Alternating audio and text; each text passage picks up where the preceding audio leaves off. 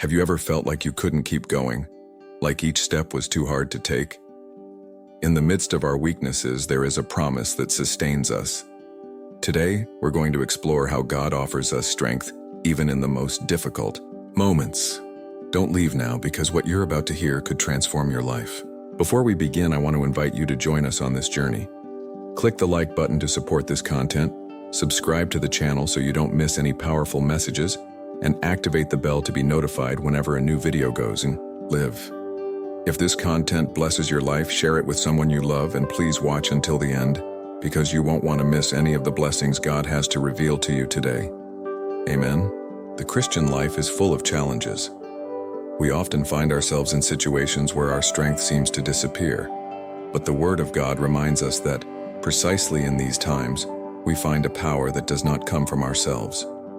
In his letter to the Corinthians, Paul shares something profound.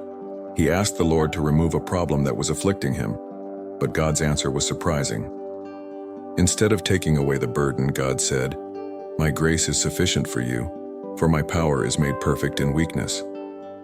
Think about this. What does it mean to depend on God's grace? It means that when you reach the limit of your strength, God takes control. He becomes your source of strength, your rock in times of difficulty. Maybe you are facing an illness, a financial hardship, or a family crisis. Whatever your struggle, remember that God is active in the midst of your weakness.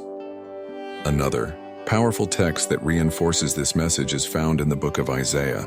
There the prophet says, "He gives power to the weary and increases the power of the faint. Even young men grow weary and stumble, but those who wait on the Lord will renew their strength. They will soar on wings like eagles. They will run and not grow weary. They will walk and not faint." Think of the image of an eagle soaring above the storms. God not only promises to give us strength, but also to renew our vigor, enabling us to face any adversity. Today, you may need that renewal. If the weight of the world seems too much to bear, I want to encourage you. Turn to God. Just as Paul found joy and peace in the midst of his weakness, you too can find rest in God's presence. Remember, it's not about what you can do, but about what God can do through you. If this message touched your heart, please like and share it with a friend who needs to hear it today. Subscribe to the channel and turn on notifications to follow more edifying reflections.